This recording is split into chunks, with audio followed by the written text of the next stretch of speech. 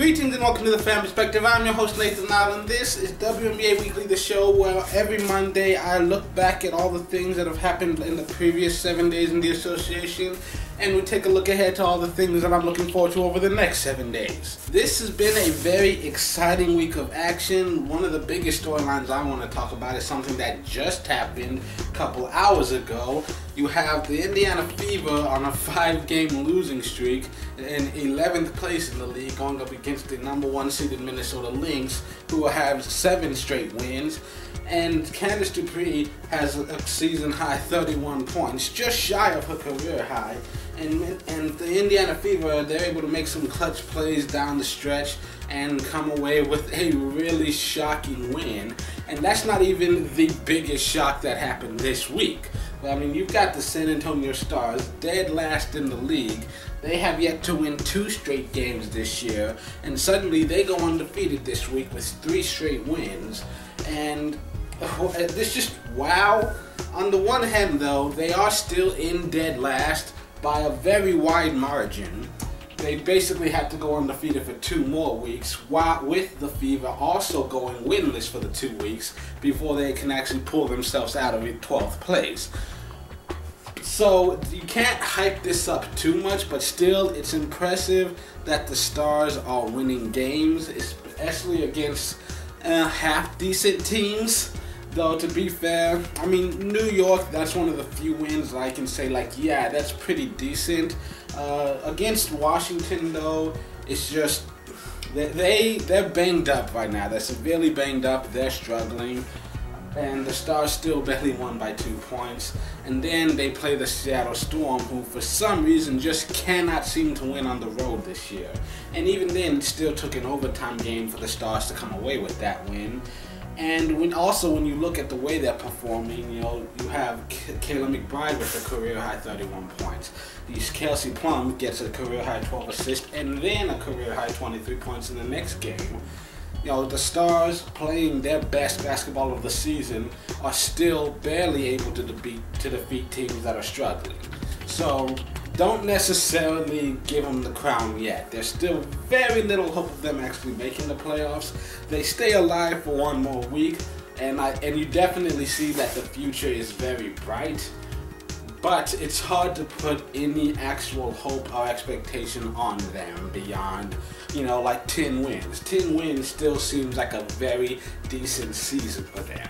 If they get 11 wins, I'll be proud of them. I don't expect them to actually get enough victories to make it into the playoffs, though. Speaking of not getting into the playoffs, what the fuck happened to Seattle this year?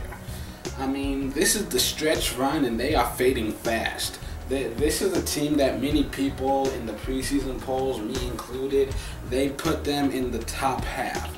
Now, so most people expected them to be a top 5 team. The talent level is there. Yes, they have some youth, but they've got veteran leadership as well.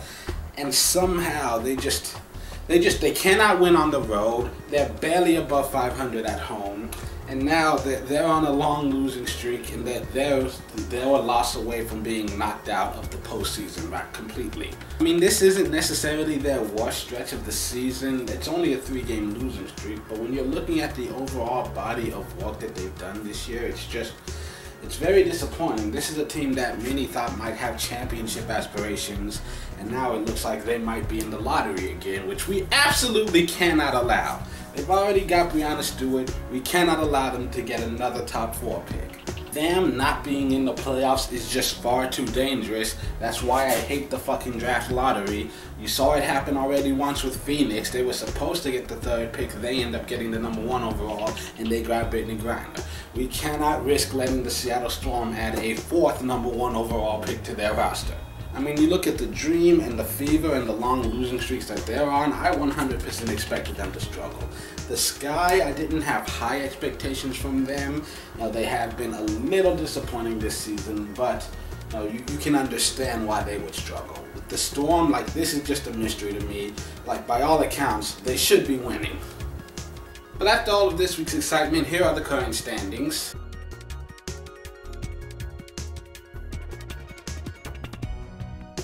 Speaking of the Sky, in case you hadn't heard the news, they were involved in the trade they send Imani Boyette and Tamara Young to the Atlanta Dream in exchange for Jordan Hooper and a first-round draft pick for next year.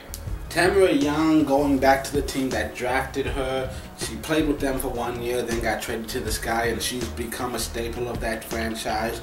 You know, her game has steadily improved year after year. She's now one of the best players on their roster. She may not be the most explosive highlight reel player on their roster, but she's got a great all-around talent base, and she plays consistently on both ends of the floor. And Boyette, she's young, but you know that the potential's there. She comes from a great lineage, and you know, she's got a height that's, you know, it's hard to match up against that height.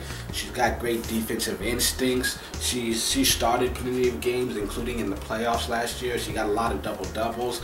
The talent is there if she finds the right fit. And when you look at the immediate impact, I feel like Atlanta definitely got the better half of that trade. They get to add some length. They add 2 great defenders. They really get to bolster that roster. You know, it adds to their depth. Honestly, when I first saw this trade, a part of me thought that maybe the Sky were giving up on the season. But it makes great sense for them to build towards their future. You know, Tamara was one of the older players on the team, and with Boyette, you know, you can't really replace that height, but they do already have a lot of bigs. They're stacked at that position. You know, Dawson's having the career year. They've got Cheyenne Parker. They've got Elena Coates, who probably won't be playing at all this year. It doesn't look like it, but you know, they still have her waiting in the wings. So they've got plenty of height still. And right now, you know, with Atlanta, with Chicago, it's hard to see if either of them will completely make the playoffs. Either way, though, I feel like at the end of the season, there's no way that both of them get in. So then more than likely, Chicago's going to have at least 1 pick in the top 4, regardless of how this year ends. Possibly even 2 top 4 picks. So they're really looking forward to the future. Also, some big injury news with some major superstars. First, you have Elena Deladon. She had surgery on her hand. She's expected to miss at least 2 weeks. So she should be back before the regular season ends, as long as there are no complications. If rehab goes as expected, she's not expected to miss a ton of time. But the Mystics, they definitely look a lot weaker without her already. And then you have Lindsay Whalen out indefinitely. She also has surgery on her hand. And that indefinitely label scares me because, well, it means that the possibility of her coming back still exists, but very likely that we might not see her at all until 2018. Now, in my experience, I've come to understand that when a team says a player is out indefinitely, basically it means we have no fucking clue. She may or may not come back, who knows? We just have to sit and wait. Also, you probably already heard this news anyways, but I'm going to go ahead and mention it. The WNBA teams are going to be featured in the next NBA Live. Because honestly, my first instinct when I saw this announcement was that, okay, I'm going to get the game, and I'm going to go in there with Kelsey Plum, and I'm going to turn her into Russell Westbrook. We're just going to get triple-doubles all damn day. She's going to be that first overall draft pick down. I'm going to make sure she's worth it.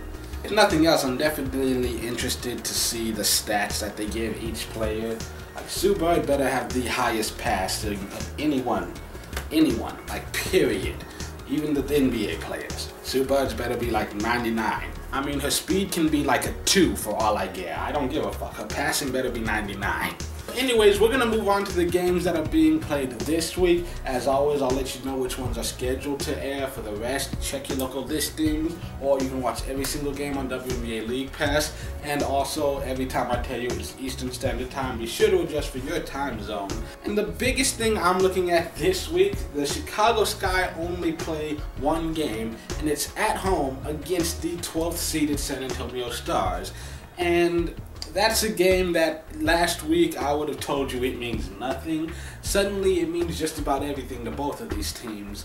The winner of this game starts looking like they're gonna be in the playoffs. In fact, Chicago, if they win this game, they will most likely jump up to that number 8 seed.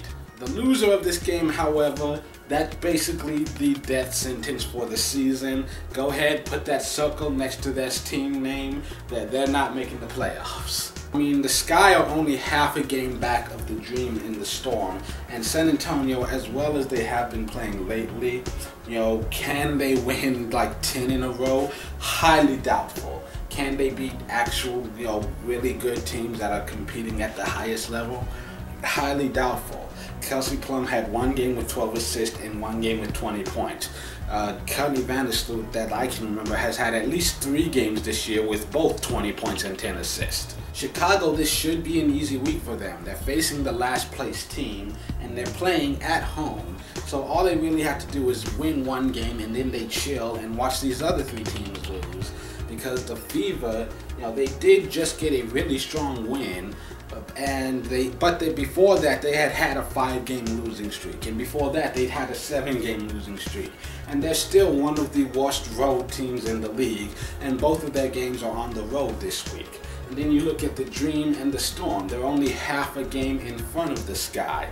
And the Storm, one of the worst road teams in the league, on the road for both of their games this week. The Dream, they only have 1 road game, but they have 1 game against the Lynx, and then they have a back-to-back against the Liberty and the Stars. So yeah, the Sky, all they have to do is win, and they could easily find themselves in the playoffs.